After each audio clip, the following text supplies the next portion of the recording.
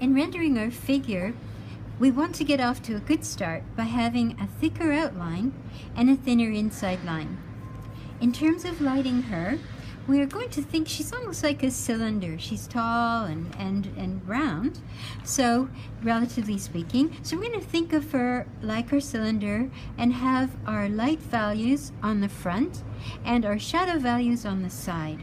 So we may not put any values on the front of her at all. We may just stick to side values, and that will hold her. We don't want a lot of detail on her. She's an icon. She represents a certain lifestyle that fits right along into your design.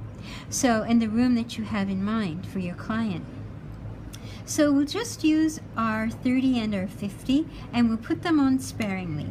And on the left-hand side, that's our plan. Remember, when you render, you should always start out with a plan. Just don't go blindly. You have an idea of what you want to accomplish. So the first thing I'm going to do is just maybe define the shape of her face. Put a little bit of shadow to define her face. I don't want to know about her features. I just want to define her face. And I want to, she has light from above, so I don't want to put a lot of value on the top of her head, but the side of her head is starting in shadow. So I put that shape of 30%, and I'm darkening a little bit at the top of it with my 50. Now under here would be shadow, so, and on her neck, so I can put 30 and then a little 50. And her hair would be in shadow here. It's behind her, so we'll put that in. It will give us maybe a nice anchor, a little spot of attention. Remember, the longer you stay on the page, the darker this will get. So if I want to set up her arm to separate it from her hair, I just go a little bit longer in one spot or two spots, and I get a gradual value. So those are a couple of ways of getting a gradual value. Now there's going to be a little shadow from her head, so it would be okay.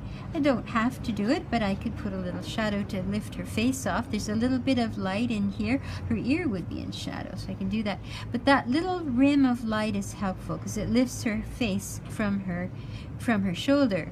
There'd be a little shadow here if my light is from the side, so I can put a little bit in there as well in her hair.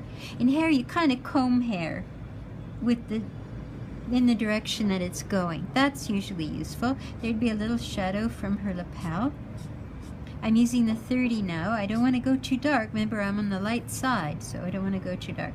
Now, this is in shadow, so I'm going to just start up at the top here, and it's cloth, so there'd be shadow here, but not here because that's getting light, and I can put some down here.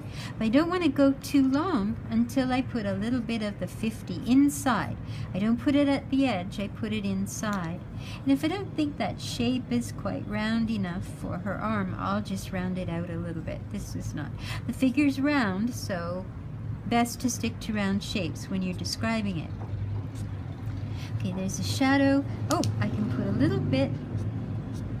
See, I want a gradual value, so I'm not coloring the whole thing with the 50. I start with the 30 and then I see what I need. So as this billows out, it gets light. So I can put a little shadow under here, and then it shows it kind of billowing out. And there's a shadow right underneath her sleeve, and then there's shadow on the downturn of her fingers.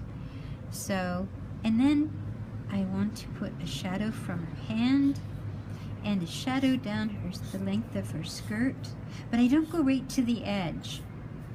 I just want to leave a little bit of light there so that it can transition into the next form or help to support the next form. So by adding contrast to it, if there's light here, then the next form might be dark, and this will help to support that dark. I'm just going to put a little shadow under her hand with my 50 and go down inside the 30. I'm not at the edge of the 30, I'm inside it.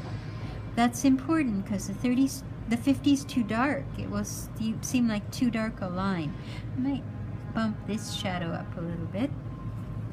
Now this usually goes very fast. You're not really thinking about her too much like this because she's not really the most important thing, is she? She's just there to symbolize someone that would be very happy in the room that you've created. So I can add a little accent of the 50 to lift her, the side of her chest off of her arm. Put a little bit of that there. Now I don't think I'll do anything at the front of her, because that might make a nice contrast for the next thing. Maybe for her fingers I could put a dot of 50 at the top. That'll give a little reflected light because the floor is reflecting up, but it's not necessary. You can really simplify this. I want to put a little shadow here from her skirt and maybe down her foot, just in her shoe. And this is the 30 again. Always starting with the 30 and finishing up with touches of the 50. Not a lot of touches, just a few touches.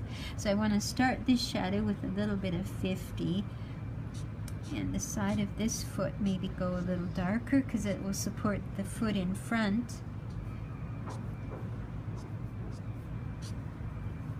And that's really all you would need to do here.